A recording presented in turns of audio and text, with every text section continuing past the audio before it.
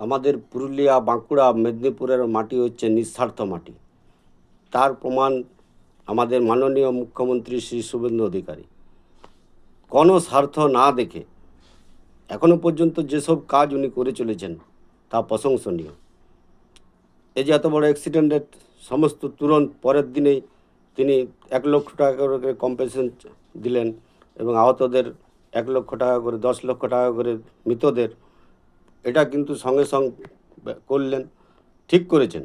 কিন্তু এই টাকা আমাদের ট্যাক্সের টাকা এখন দিয়ে দেন বা মানুষের উপকারে লাগবে, কিন্তু যারা দোষী তাদের কাছ থেকে সমস্ত টাকা আদায় করে ওদেরকে নিস্তার দেবেন নাই, যেন আর দ্বিতীয়বার কোনো ইঞ্জিনিয়ার, কোনো অফিসার, কোনো আমলা, কোনো মন্ত্রী এই সাহস করতে না পারে যে মানুষের জীবন নিয়ে ছিনিমিনি খেলতে পারে।